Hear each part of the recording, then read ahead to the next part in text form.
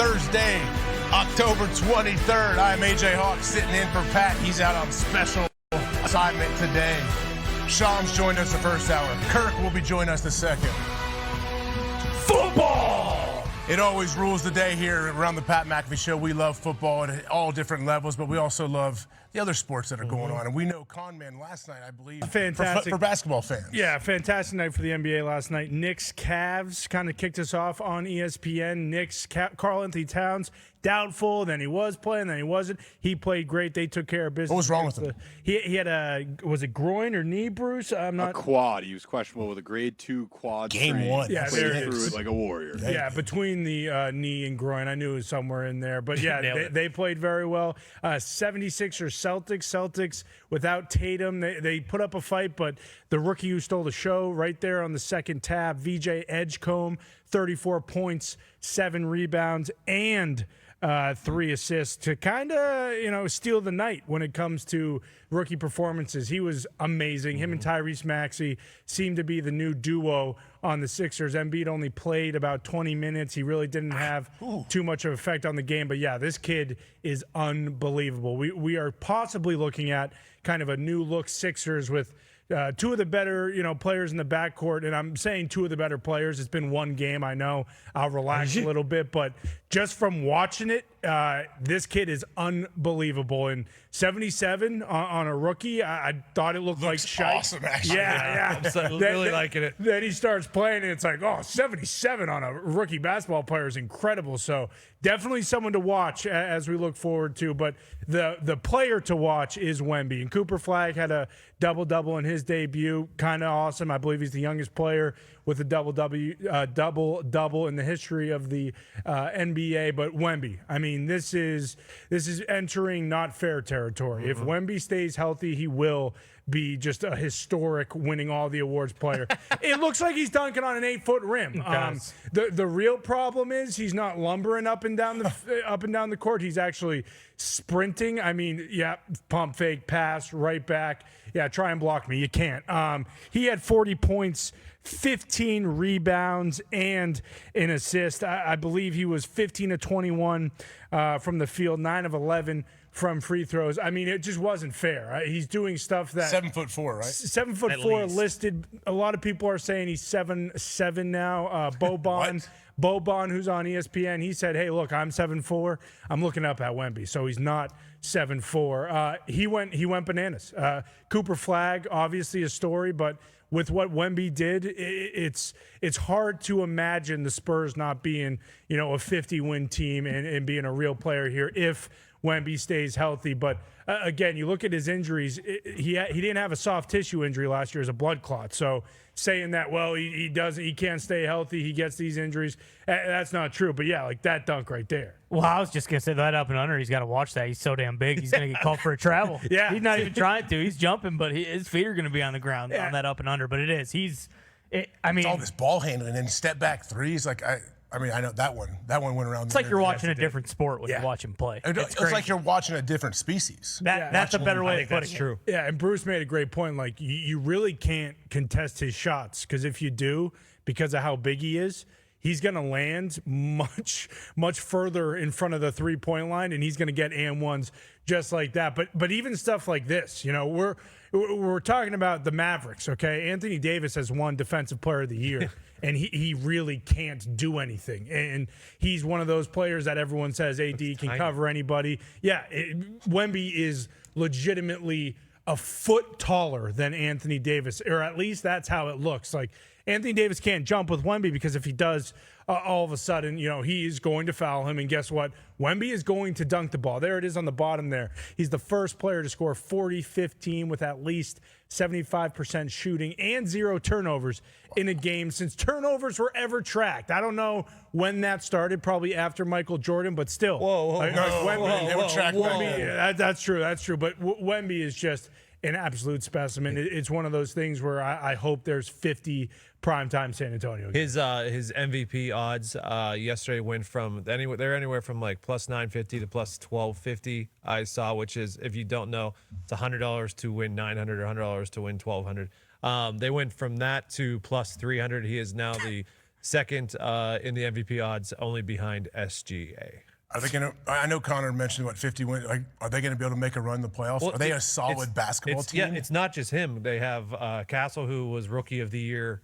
They had back-to-back Rookies of the Year, so that was pretty good for them.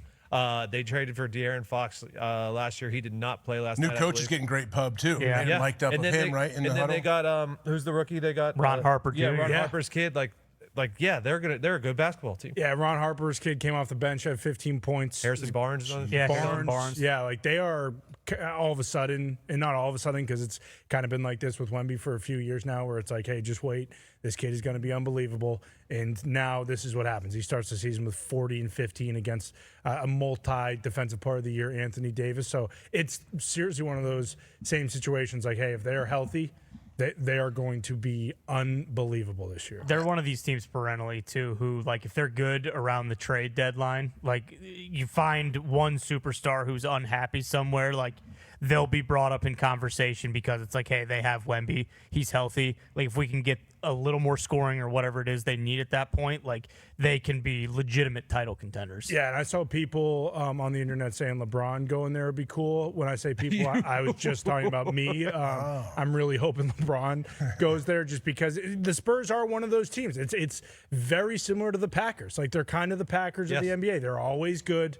Even when they lose legends, they have a next guy up. Now, I don't want to go into detail about how the Spurs got the number one pick when Wemby was the number one prospect, and they've gotten three straight. Lottery, right? The balls come out of the machine. Listen, the NBA's gone through too much today. Yeah, you're They're right. dealing You're with a right. lot today. You're right. But Wemby being there, it's perfect. Like him being a Spur, him growing up in France with Tony Parker being a Spur, and him being a massive Spurs fan. Like it is incredible that we're here at this point now, a few years into it, where it's not a situation, and not to dunk on him or shit on him, but not a situation like Zion where Zion, ton of hype, everyone's still excited about him. I'm still excited about him right now, but like Wemby has already kind of arrived as like this guy's a stud. I mean, he trained with Monks in the offseason, so he got the whole entire Zen. He's doing kicks, and that's a big thing too. Like as far as him not being worried about like a hammy or a foot like you normally see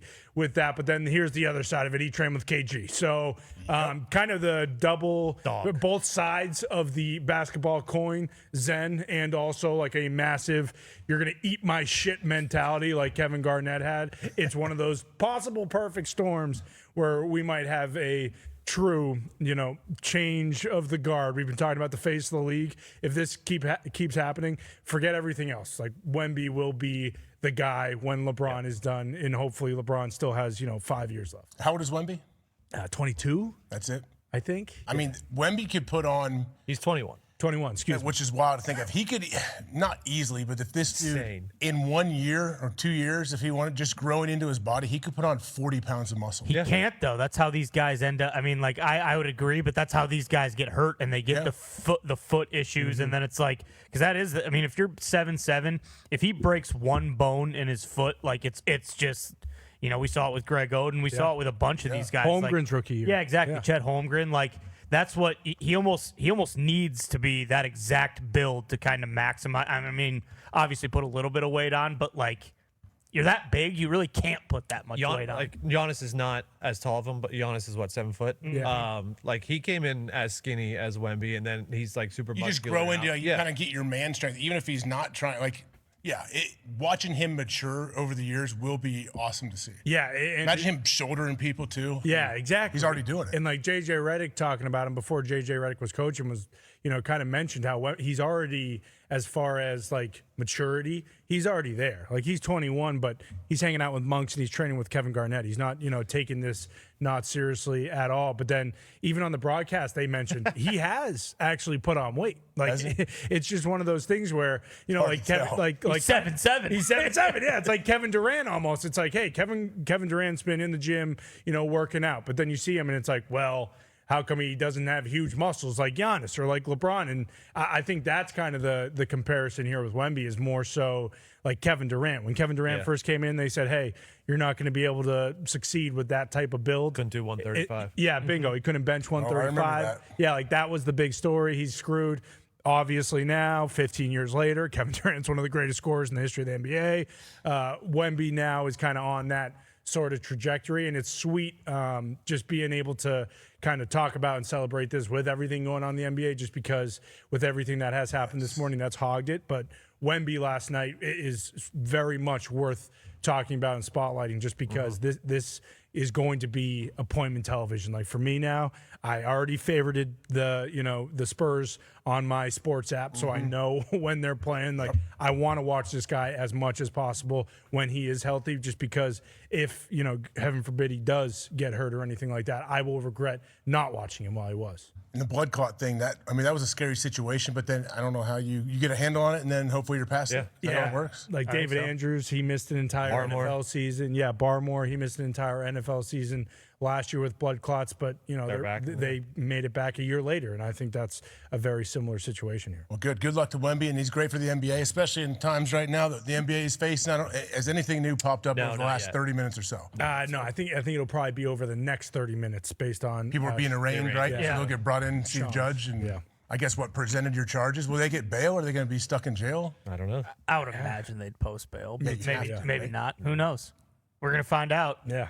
What a wild story that we're just scratching the surface, aren't we? Yeah. I wonder if there's some players and coaches that are kind of worried, kind of scared right now. I would assume so. Yeah, me too. What if you just attended one of the? There's probably some guys pissed off actually that played in these poker games. Like, wait, you guys could see my whole cards. Like, you could. There's a reason I lost every single time. Maybe I'm not a terrible poker player. Yeah, exactly. Like, I'm sure a lot of people this morning are finding out they got screwed over during these games. Oh man. Well, we're gonna pivot because we know NFL is king around here on this show. Thank you, Wemby, and what you're doing. Everyone else in the NBA. I know guys are starting out hot. We have 81 games to go for most teams, That's right. Yep. Yeah, it was wild to think Pacers. We got a finals rematch on ESPN tonight. It's OKC at the Pacers, and then the late game is Golden State the Nuggets.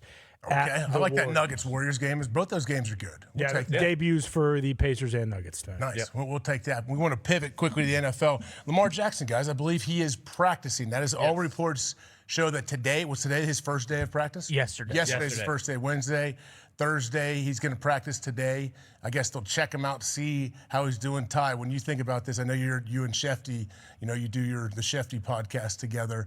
Does he have anything more on this? He pretty much said this morning that Lamar Jackson came out, I think, 20 minutes late to practice yesterday. And he talked to sources inside the building who basically said, like, hey, this still isn't a sure thing that he's going to go on Sunday. We want to see where hamstring, right? Yeah, we want to see where he's at after today's practice, and then that'll give them a much better feel. And I kind of just asked him, like, well, at 1-5, like, the Ravens don't really have a choice. They kind of have to start Lamar. This was like their entire plan was, hey, after the bye week, our schedule gets a little bit softer. So they need him to go. But then Shefty also brought up, he said, hey, so this is 2 weeks plus a bye and then one additional practice that Lamar Jackson missed.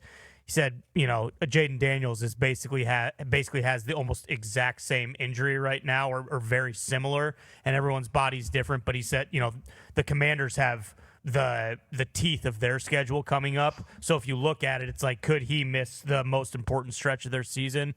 Maybe so. And Jaden is out. They've already ruled him out for the Monday night game against the Chiefs. Obviously, that's a big one, playing the Kansas City Chiefs and Patrick Mahomes and what they are doing. But for Jaden to be out already, that's a big blow. You cannot, like, if you're a Ravens fan or the Ravens team, like, you can't lose another one. Like, you can't lose this one. You can't go 1-6. No. 1-5 is a tough hole to dig. 1-5 is a tough hole. 1-6, like, then there's no room for it. Because 10-7, 9-8, like, the people have got into the playoffs, but not.